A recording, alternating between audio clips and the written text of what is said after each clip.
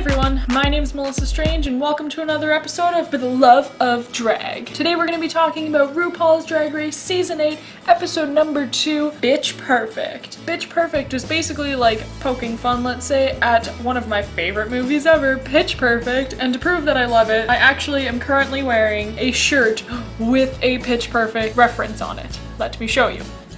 And excuse me is exactly what I was saying after watching this insane episode. A second episode in, and this episode was way better than the entire last season. So to refresh your memory, last week we had Naysha go home, so the girls started this episode talking about how pretty she was, and we get our room mail, which is filmed with music terms, so I'm actually thinking that they are actually gonna sing. And the girls look super confused, but I think some of them get that there was definitely music references in it, and they are ready to find out what's gonna happen. I think this year Ru's workroom look is like Season of the Hats, because they are serious hats, and he has been switching it up so far in every episode, so I'm looking forward to lots of Ru hats. For the mini challenge, they do a Latin style dance off. They do a dance off in most seasons, I believe. I don't know if they've done it in all, but they've definitely done them in a lot of seasons, and it's always fun seeing which queens can dance and which can't, which dance funny, which dance super serious. And so they dance to Cha Cha Bitch by A.B. Soto, which actually also features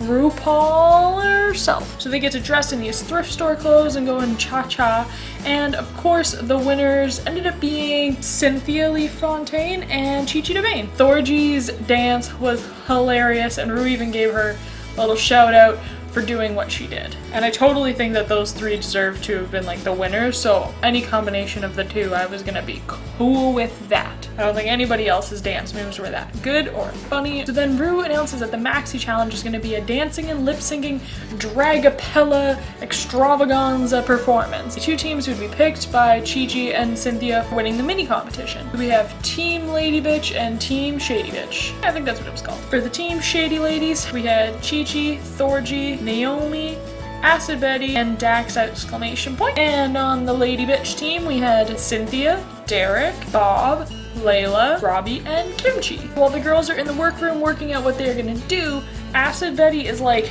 stirring that old pot, causing problems within her team, which is like, it's fun to watch, but I felt bad for her team. She was kind of bossing them around, even though Chi Chi was the leader of the team, and so I feel like Acid Betty should have just taken her place. And then you had Thorgy kind of like calling Acid Betty out on it, and then like they were kind of butting heads. So it's like kind of like hard. How do you work and prepare for a competition when like three of your, I think they had a team of 5 people are arguing? It wasn't looking so good. You know, Thorgy wanted to throw this like punch thing in, and they wanted to like pretend like they were like shooting up heroin at one part, and it was just kind of all over the place. Thorgy in like the confessional kind of room says that a lot of people in New York don't want to work with Acid Betty, so she doesn't even really work in New York, and it's because she's kind of bossy and mean and whatever, people don't want to work with her anymore. And I wasn't that surprised, to be honest, to find that out, because you kind of get that vibe from her. I actually really like Acid Betty, but I don't like the way she talks to people, like at least so far. I mean, yeah, you're like edgy and you do your own thing and you're like very artsy queen, but like still you need to, it's literally 2 o'clock in the morning and some giant truck just drove by making all that noise.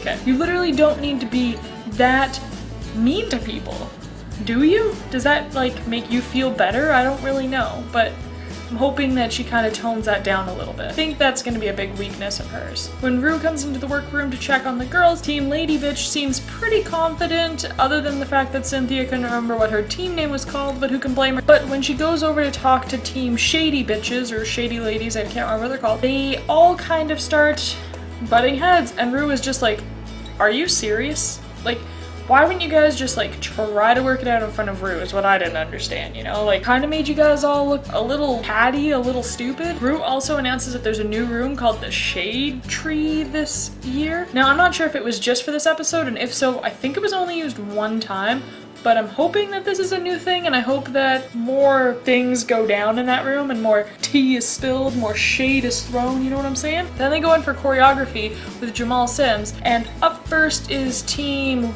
Lady Bitch. Kimchi is having a bit of a difficult time, and so is Layla, but Kimchi actually falls over while she's trying to dance, and the girls are all worried that that might actually happen again during the episode. So go Kimchi, I hope you don't fall. Then when Team Shady goes in, I mean, it's shady. I mean, Jamal liked their choreo that they had already come up with, and he wanted to just work around it, cut some things out. I actually liked Thorgy's punch thing that Chi-Chi didn't want her to do, so then Thorgy's like, I told you I should have done it. And so she gets to do it, and so she's all like on her high horse, I get to do my punch thing, which I mean was cool. I thought she should do it anyways. It made sense with the song, but it was just funny seeing how like cocky she got after Jamal said that she could do it. Also, Dax seems to be struggling with the choreo a bit and like not listening and saying like she has to just hear it and then learn it and then she can do it. She can't like learn and dance at the same time. So Jamal's a little worried about her and thinks she's a little rude, I guess. And Team Lady Bitch knows that Kimchi is struggling a little bit with her confidence and this dancing, and they could tell that she's in her head, so they all just work together as a team and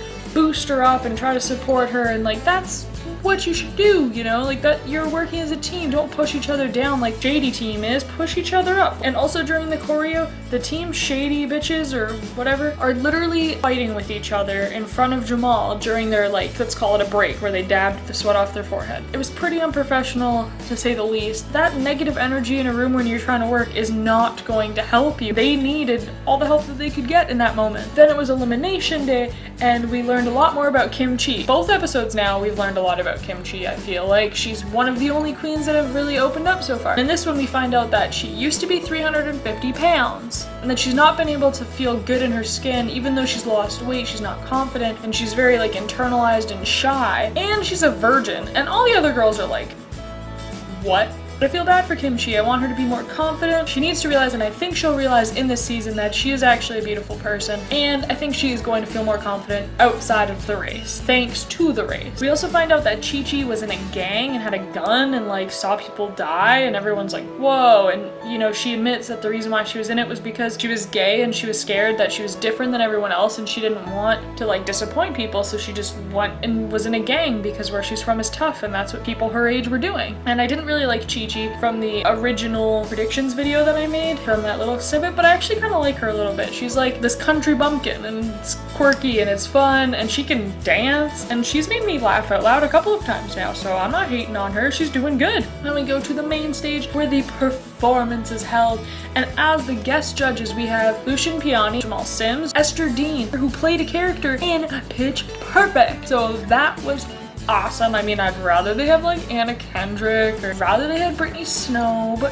fine, we'll take Esther Dean. She's still cool. I thought that the performance was great. White girl dancing mixed with this like ghetto dancing. It was cute. I liked it a lot. For their main stage look, they had to do movie premiere realness, which again, everybody looked pretty glamorous to me. The top and bottom queens were Layla McQueen, Kimchi, Chi-Chi DeVayne, Acid Betty, Dax exclamation point, and Thorgy Thor. And I was honestly a little shocked at the results because, okay, Chi-Chi won. You know what? Cool. Seems fair. Her dancing was insane. She won just for those dance moves. Thorgy ended up being safe. Acid Betty ended up being safe. Kimchi ended up being safe, which put Layla McQueen and Dax exclamation point in the bottom two. And I'm like, okay, Layla, bring it. You brought it last week. I'm sure it's hard to lip sync for your life 2 weeks in a row, but girl, you got this. I have faith in you. You can do this. And then Rue announces that the song is going to be I Will Survive. This is literally one of the most classic drag songs. It's a freaking classic, and if you're a drag queen and you can't work that song out, you've got a problem. And tell me how during this lip sync performance, I'm looking at Dax and I'm going, okay, like you might be going home, but then I'm looking at Layla going, girl, you might be going home. Neither one of you are really killing this song. All they needed was for one of them to just step it up. That was a lackluster performance. So what does Rue do? Sends them both home, and I'm like, girl, you couldn't have just saved one of them. Layla did a little bit better. You couldn't have just saved her, but I get it. If you're not gonna give it your all and lip sync for your life, Rue's gonna send you home, whether it means one of you or both of you. And she sent both of them home. This is the second time this has happened in Drag Race history, and I'm like, really, queen? Rue pulls out her dang cell phone and is like, beep boop bop boop boop. Hello, it's Rue. I just sent 2 queens home tonight and I was just wondering how quickly you could be here. And I'm like, who are you bringing back? Because I don't think you should bring back Naysha. Naysha was out week 1. You don't bring back week 1 queen. And you don't bring back the queens you just let leave the stage. I don't think she's bringing back a queen from this season. I think maybe she's bringing back Shangela. So excited to find out who she's gonna be bringing back or having come down to the studio next week that I don't think I'm gonna be able to sleep for a week. Either that or it's This dang lollipop I've been licking in between takes. I know what you're thinking. Why do you look different? Did your camera battery die? What's going on? After I turned the camera off, started getting ready for bed and whatnot, and taking my hair out and about to take my makeup off, I realized I forgot to film a part of my For the Love of Drag video, which is when I pick a household item that best represents the queen that went home. Also, I'm wearing this really silly shirt that I have.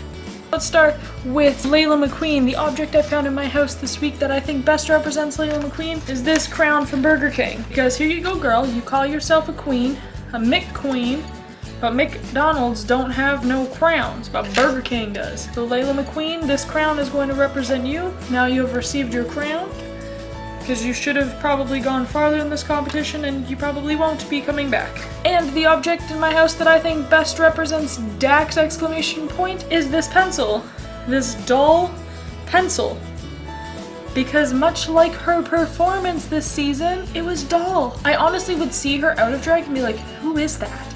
I could not remember her at all. I felt bad. I thought she was gonna do good. Go watch my predictions video. I thought she was gonna do a lot better than this, but she didn't. I'm gonna put all the links up here though so you can watch all my previous For the Love of Drag related videos. Let's get back to the video that you were actually watching.